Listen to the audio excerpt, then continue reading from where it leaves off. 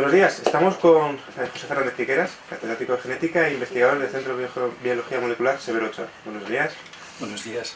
Queríamos hablar con usted un poco sobre genética, su especialidad, y sobre todo para que la gente entienda qué es, en qué estado se encuentra, la biotecnología de la genética, etc.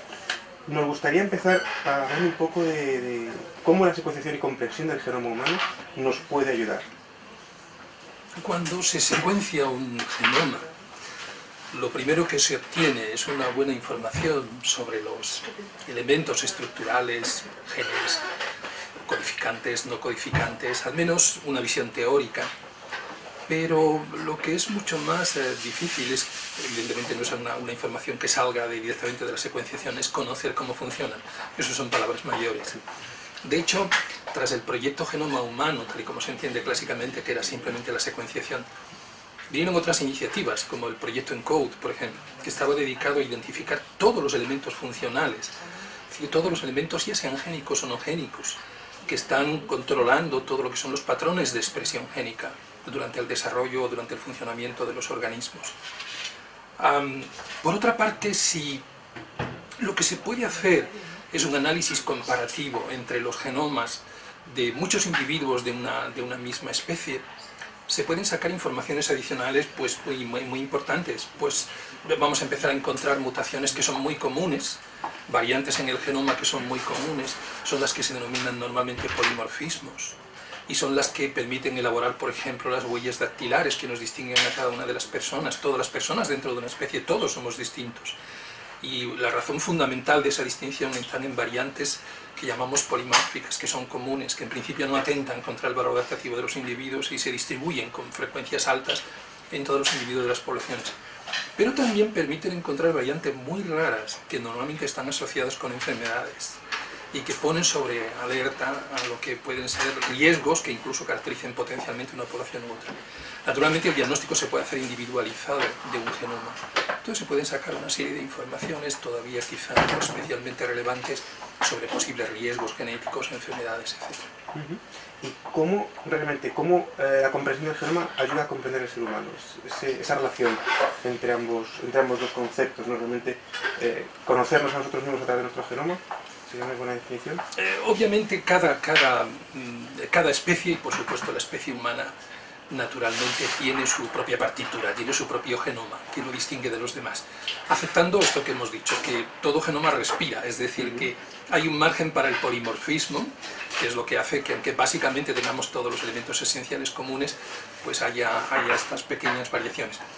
Pero, sin embargo, me gustaría aprovechar esta ocasión para decir una cosa. El genoma no es simplemente un ADN desnudo, incluso como pueden ver en esta diapositiva, el ADN está vestido, y está vestido gracias a su interacción o su protección por un manto de proteínas histónicas. Fundamentalmente también hay proteínas no histónicas que fabrican lo que se llama en conjunto la cromatina.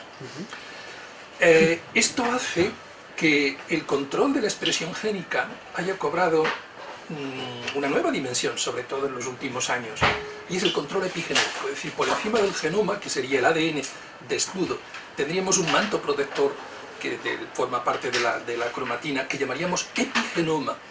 Entonces lo que se está viendo es que los genes tienen una expresión diferencial. Por ejemplo, si nos analizamos la propia especie humana, los genomas materno y paterno no son funcionalmente iguales porque se han introducido dos programas epigenéticos distintos durante el desarrollo que hacen que haya una expresión complementaria de genes. Hay genes que no se expresan cuando proceden de la madre, otros cuando proceden del padre. Estos programas meten lo que se llama imprinting, generan lo que se llama imprinting o marcado, regiones que absolutamente clásicas. Pero es que después el propio mantenimiento de los linajes celulares depende en buena parte de estos cambios. De manera que, si usted me pregunta de qué manera el genoma pues es por sí mismo define un organismo, yo le diría que genoma y epigenoma. Es cierto que esos cambios epigenéticos que marcan esas diferencias de expresión son introducidas por genes, es decir, la propia genética se fabrica su vestido. Pero cuando esos genes que ponen las marcas epigenéticas empiezan a trabajar, son muy sensibles a factores ambientales.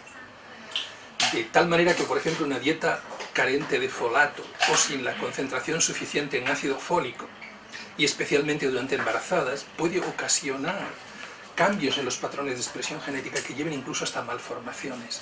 De manera que es una conjunción de genética, epigenética, ambiente, lo que finalmente construye un organismo. El genoma es una parte, pero no es toda la parte. Es verdad que allí está encriptado todo, allí está la partitura, ¿no? Pero esa partitura tiene que ser interpretada por unos actores. Si buscamos el símil de una sinfonía o de una gran orquesta, pues efectivamente una misma partitura puede ser interpretada de manera distinta por distintas orquestas o distintos directores, y a su vez hay personas más sensibles a modificaciones ambientales y pueden tener estados de ánimo distintos, incluso un mismo actor, digamos, muy influenciables por factores que no son genéticos para introducir modificaciones de esa sinfonía, ¿no? Y avanzando un poco más en este concepto, con la comprensión de la genética, la relación, a grosso modo, la relación entre genética y enfermedades, cáncer, etc., es muy directa, es decir, cada día se sabe más, pero ¿hasta qué punto la comprensión del genoma puede ayudarnos a comprender las enfermedades? En base a esto, sí. ¿puedes comentar? Partiendo de este principio, ¿no?, de que hemos mencionado, de esta interacción genotipo-ambiente, genética-epigenética, el cáncer, por ejemplo, que es donde quizá yo esté más familiarizado por lo que es mi línea de investigación. Bueno, el cáncer en realidad, habría que decir, los cánceres son un conjunto extraordinariamente heterogéneo de enfermedades que todas son genéticas. Porque para que se desarrolle un cáncer tienen que haber alteraciones genéticas que se van acumulando durante el desarrollo. Unas en los llamados oncogenes, otras en genes supresores. También se acumulan alteraciones epigenéticas, obviamente. Vamos, se incorporan hasta en la edad. El envejecimiento, una parte del envejecimiento también tiene un componente epigenético. Pero raramente es hereditario, y esto que parece una contradicción, en realidad se lo voy a aclarar rápidamente. En la mayoría de los cánceres estas alteraciones ocurren en la línea somática. Es decir, un cáncer de pulmón se produce porque unas células que están en el pulmón empiezan a experimentar esta serie de alteraciones hasta adquirir como consecuencia de ellas un crecimiento incontrolado, e incluso adquiere la capacidad de invadir nuevos tejidos formando metástasis o focos secundarios del tumor. Pero no está afectando la línea germinal. Por consiguiente, no serían hereditarios. De hecho, solamente una minoría de cánceres que forman parte, están encuadrados en lo que se llaman síndromes hereditarios, en realidad tienen un componente genético, que nunca será un componente tan decisivo como serían unas enfermedades que llamamos mendelianas, es decir, las que dependen fundamentalmente de un gen, y este gen determina prácticamente con sus variantes alélicas la variabilidad que observamos en esta enfermedad, ¿no? Bueno, y ya pasando un poco más a la parte metodológica, ¿podría explicarnos con qué tipo de modelos trabajan ustedes para poder entender este tipo de dilucidar este conocimiento? Centrándome en mi caso esencialmente, nosotros trabajamos con linfoblásticos de células T, de timocitos. Estos se pueden considerar enfermedades raras. De hecho, su frecuencia es muy baja y, como le digo, de hecho formamos parte de un centro virtual de trabajo en red del Instituto de Salud Carlos III, que es el CIBERED.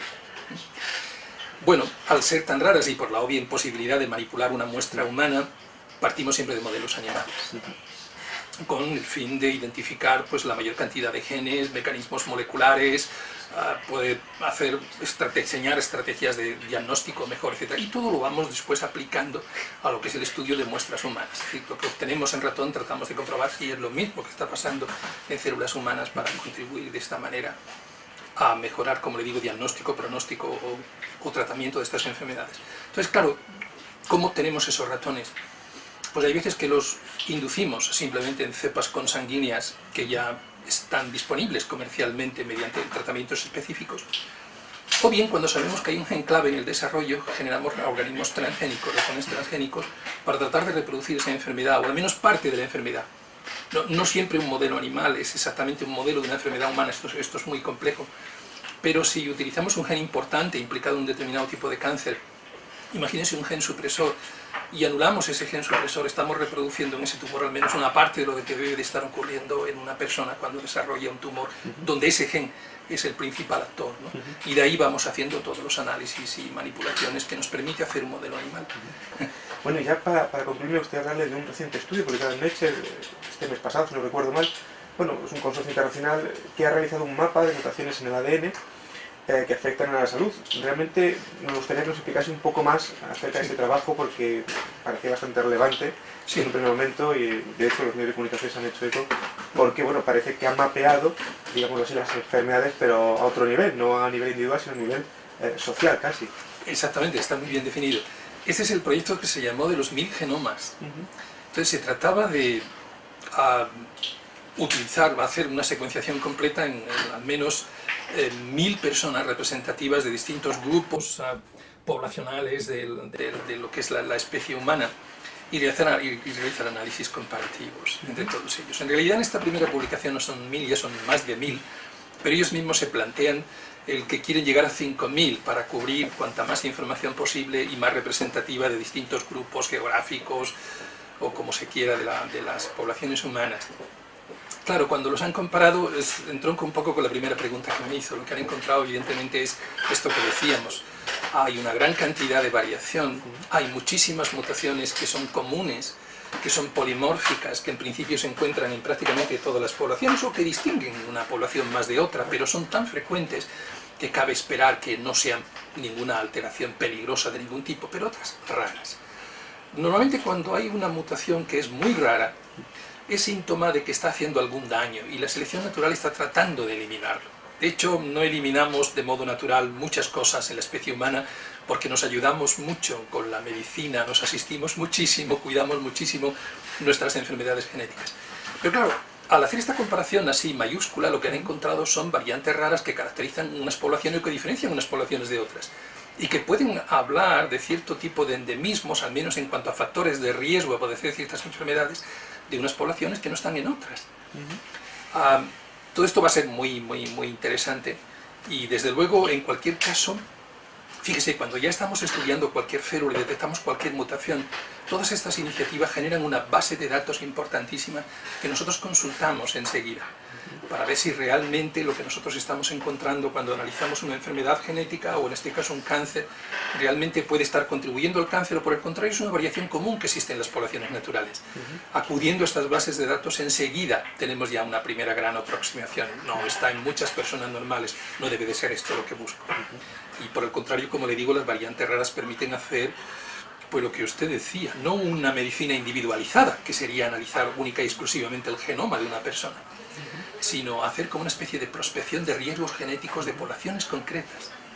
Esto se podría incluso, no lo sé, ya es una pregunta un poco retórica, pero localizar dentro de subpoblaciones, dentro de una población como un estado, ¿no? O sea, Sí. A niveles locales siempre se ha hablado de endemismos, ¿no? Exactamente. Realmente sería un poco esta la línea, pero claro, a un nivel casi global.